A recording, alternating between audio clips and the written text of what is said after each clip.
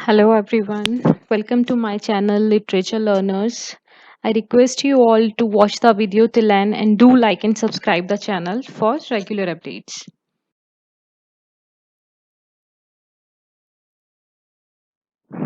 Today I will explain you a play written by John Osborne जिसका नाम है Look Back in Anger. Let me first introduce the play with you people. The play is written by John Osborne. It was one of the most important plays in the modern British theatre. उस time का ये बहुत ही important play था। ये एक realist play था। Realist play क्या होता है दोस्तों? जिसमें आपको रियलिटी बताई जाती है जो उस टाइम पे लोग फील कर रहे होते हैं, जो उस टाइम पे लोगों के साथ हो रहा होता है। एक 3 एक्ट प्ले है, यानी कि ये 3 एक्ट में डिवाइड हुआ हुआ है। और किचन सिंक ड्रामा का ये सबसे पहला एग्जाम्पल था। किचन सिंक ड्रामा क्या होता है? किचन सिंक ड्रामा होता है जो हमारी डोमेस्टिक लाइफ को दर्शाता है, जो हमारे घर को, हमारी डेली रूटीन को दर्शाता है। तो इस प्ले के थ्रू जॉन ऑसबॉर्न ने एक डेली लाइफ ही दर्शाई थी। और ये ध्यान दीजिएगा कि उस टाइम पे एक टर्म बहुत फेमस हुई थी, angry young man. Angry young man जो टर्म थी वो ऑसबॉर्न और उसी के जनरेशन के जो और दूसरे लोग थे उनको डिस्क्राइब कर रही थी। क्योंकि जब स्पेनिश सिविल वॉर हुआ था वर्ल्ड वॉर 2 के दौरान, उसके बाद जो वहाँ के लोगों की हालत थी, जो वहाँ के यूथ की हालत थी, इस प्ले के अंदर ऑसबॉर्न ने वो बताया है, उसको इंट्रोड्यूस किया है। So before starting with the play summary, मैं आपको इसके कैरेक्टर्स के बारे में बता देती हूँ प्ले के, जिससे आपको ये प्ले समझने में बहुत इजी रहेगा। तो इस प्ले का जो मेन कैरेक्टर है वो है जिमी पोटर। उसको इस प्ले में एंग्री यंग मैन भी कहा गया है क्योंकि वो हमेशा गुस्से में रहता है।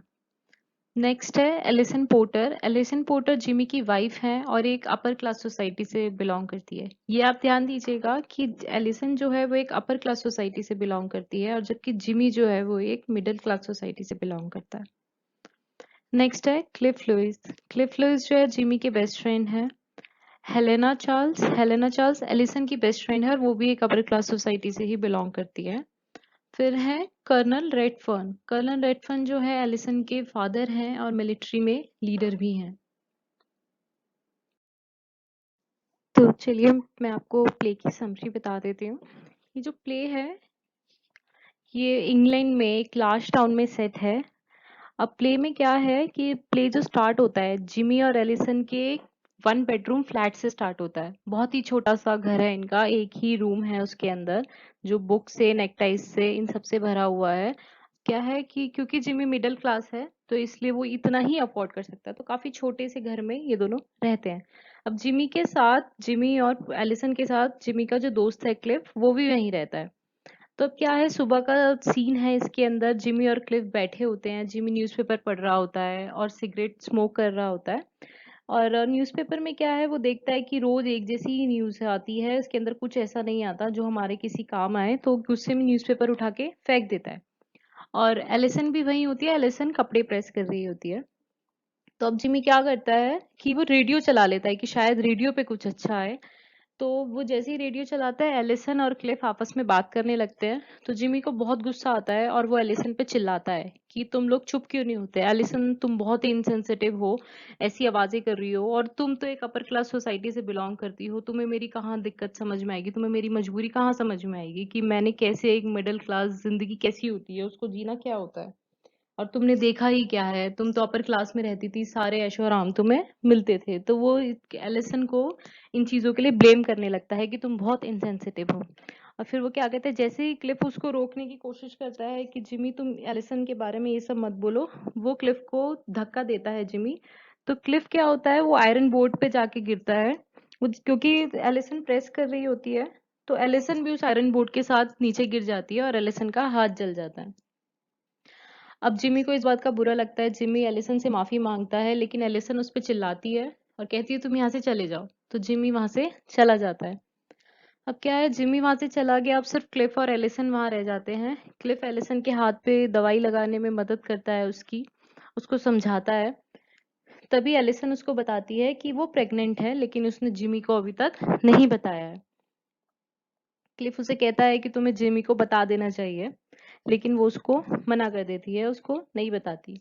तभी एलिसन को उसकी फ्रेंड हेलेना हेलेना चार्ल्स जो मैंने आपको बताया था, उसका फोन आता है कि वो वहां पे आ रही है उसके पास और कुछ दिन उसी के साथ रहेगी।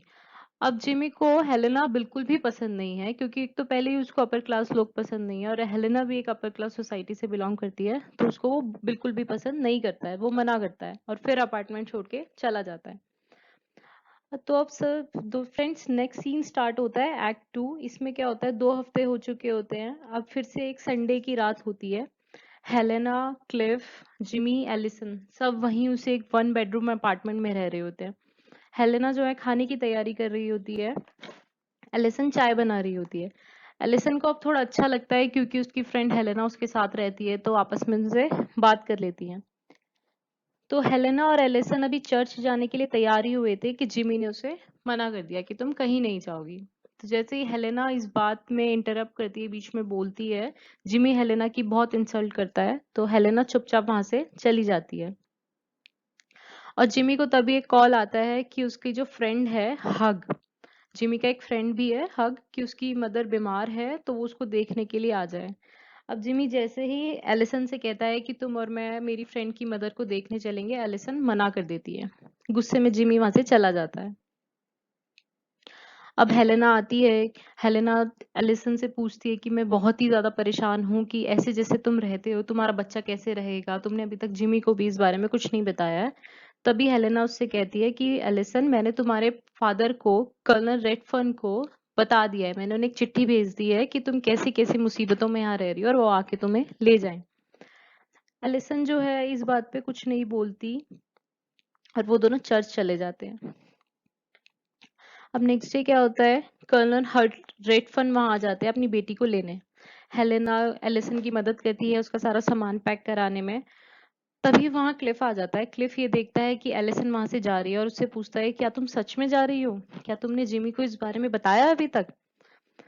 तभी एलिसन एक एनवलप देती है क्लिफ को कि तुम ये जिमी को दे देना, और वहां से चली जाती है। क्लिफ तब हेलेना को ब्लेम करता है कि तुम ही इनका कारण हो, जो जिमी और एलिसन अलग हुए उसका कारण सिर्फ तुम हो, अगर तुम ना आती तो ये सब नहीं होता। और क्लिफ वो जो एनवलप है हेलेना को पकड़ा के चले जाता है कि ये तुम ही उसे देना, मैं ये सब उसे नहीं बताऊंगा। थोड़ी देर में जिमी वहां वापस आता है। हेलेना उसे वो एनवलप देती है, जिमी उसको पढ़ता है। हेलेना उसे बताती है कि तुम्हारी वाइफ प्रेग्नेंट है।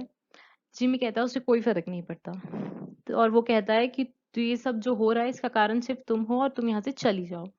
वो हेलेना से फिर बदतमीजी करने लगता है। इस बारी हेलेना उसे एक थप्पड़ मार देती है और फिर वो क्या होता है, वो दोनों किस करने लगते हैं और ये सीन यहीं खत्म हो जाता है। नेक्स्ट क्या होता है, कुछ महीने बाद वापस वही संडे की शाम होती है। जिमी और क्लिफ बैठ के न्यूज़पेपर पढ़ रहे होते हैं। इस बारी एलिसन की जगह हेलेना जो है वो कपड़े प्रेस कर रही होती है। तभी क्लिफ कहीं चला जाता है। तो जिमी और हेलेना आपस में बात करने लगते हैं। अब क्या है, जिमी जैसे ही क्लिफ को ढूंढने जाता है तो दरवाजा खोलता है तो देखता है सामने एलिसन खड़ी होती है। जिमी जो है एलिसन से कुछ नहीं बोलता, हेलेना की तरफ मुड़ के कहता है कि देखो तुमसे मिलने तुम्हारी दोस्त आई है, और तुरंत वहां से चला जाता है। अब क्या है, कुछ देर बाद एलिसन जो है वो अपोलोजाइज करती है, माफी मांगती है हेलेना से कि मैं यहाँ पे आई, मुझे ऐसा नहीं करना चाहिए था, मैंने तुम्हारी और जिमी की लाइफ में इंटरफेयर किया, उसके लिए मैं माफी चाहती हूँ। अब हेलेना को अपने आप पे बहुत शर्म आती है कि उसने ये क्या करा, उसने अपनी ही दोस्त का घर तोड़ दिया। तो एलिसन हेलेना से कहती है कि जिमी के साथ तुम ही रहो, मैं नहीं रहूंगी। एलिसन कहती है कि मेरा बच्चा जो है वो मर गया, मेरा मिसकैरेज हो गया, और ये सब कुछ मेरी ही गलती से हुआ है, मैं इसके लिए किसी को ब्लेम नहीं कर रही, मैं इसके लिए किसी को नहीं कह रही कि ये तुम्हारी वजह से हुआ है, बस ये हो गया। हेलेना को अपने आप पे बहुत शर्म आती है। वो क्या करती है, जिमी और एलिसन को वहीं छोड़ के चली जाती है। अब जैसे ही एलिसन जो है जिमी से माफी मांग के वहां से जाने लगती है, जिमी उसे रोक लेता है। एलिसन बहुत रोती है कि मैं गलत थी, मैं कभी तुम्हारी पोजीशन समझ नहीं पाई कि कैसे तुमने एक मिडिल क्लास सोसाइटी से कैसे स्ट्रगल करी, तुमने कैसे कैसे अपनी डेली लाइफ को पूरा करने के लिए, डेली नीड्स को पूरा करने के लिए कितनी तुम्हें मेहनत करनी पड़ी। लेकिन अब मैंने जब अपना बच्चा खो दिया, मैं मरना चाहती थी, तब मुझे समझ में आया कि किस तरह का ये दर्द होता है, तुम कैसे रहते थे। क्योंकि जब वो वर्ल्ड वॉर हुआ था, जिमी सिर्फ 10 साल का था जब उसने अपने फादर को खो दिया था उस वर्ल्ड वॉर में। तो जिमी उसको उठाता है, उसको चुप कराता है और वो दोनों फिर साथ रहने लग जाते हैं। आई होप दोस्तों आपको ये समझ आया होगा। तो ये प्ले का जो मेन थीम है वो यही है कि रियल लाइफ और रियल लाइफ में बहुत डिफरेंस है। इसमें ये भी दिखाया गया है कि क्लास कितना मैटर करती है, कि ये आप एक अपर क्लास से बिलोंग करते हैं और या फिर आप एक लोअर क्लास से बिलोंग करते हैं।